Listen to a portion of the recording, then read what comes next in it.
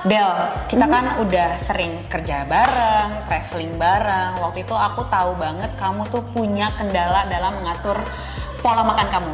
Pengen belajar juga bagaimana sih cara kamu mengatasi hal tersebut, karena aku lihat you are so much better now. Ini hal yang sangat menyenangkan ya di kuping aku, karena I do admit aku ada penambahan berat badan untuk selama masalah recovery ini.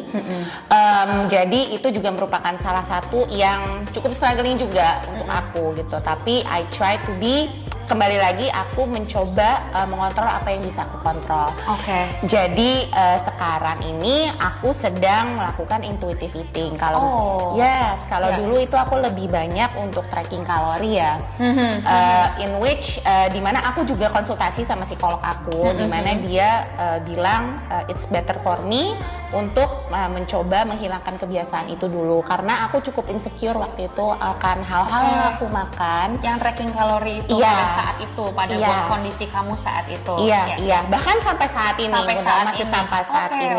Dimana mungkin bisa memberikan stres yang berlebih untuk aku, karena aku jadi secara tidak langsung memberikan tekanan sama diri sendiri kalau misalnya aku tidak boleh makan itu. Sedangkan trigger aku terjadi kalau misalnya stres aku berlebih.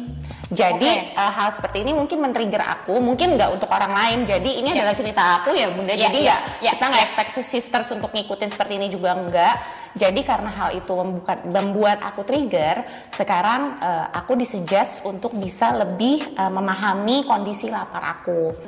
Kayak apa sih lebih tepatnya intuitive eating? Jadi lebih kayak fokus, oh ini sudah memberi sinyal nih rasa lapar, so I should eat, aku harus makan, seperti itu nggak kurang lebih?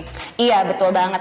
Jadi kalau misalnya intuitive eating itu sendiri membutuhkan self awareness yang nggak cukup tinggi ya, tapi kita harus praktis sampai akhirnya kita bisa lebih memahami badan kita sendiri. Jadi misalnya ketika aku mau punya urge atau punya keinginan untuk makan, aku harus bertanya dulu sama diri sendiri, aku nih sebenarnya lapar karena aku melihat sesuatu, atau karena aku mencium sesuatu, atau karena emosi tertentu, apakah aku terlalu tertekan atau aku benar-benar lapar. Jadi sekarang aku biasanya menggunakan hunger and fullness scale. Jadi ketika aku mulai lapar, aku merasa pengen makan ya, jadi bukan lapar. Kalau aku merasa pengen makan, aku akan di kepalaku aku akan rating sendiri antara angka 1 sampai 10. Ya, kalau misal 10 itu aku kenyang banget sampai yang mau muntah, dan biasanya terjadi kalau misalnya dalam kondisi eating disorder aku ya. Atau aku kalau 0 itu berarti sangat lapar sekali gitu, sampai mudah pusing, mau pingsan rasanya gitu. Fungsi tubuh.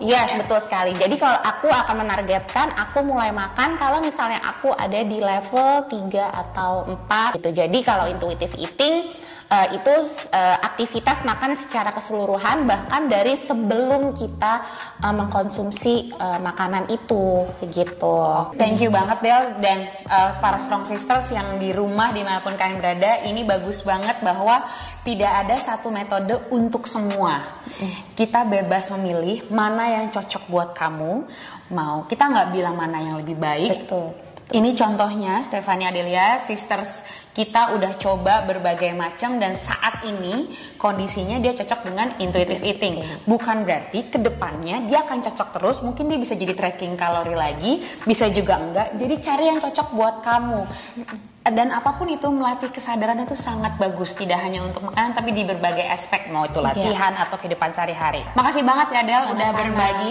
Mudah-mudahan ini bermanfaat buat kalian semua. Sampai jumpa di kesempatan berikutnya. Bye bye.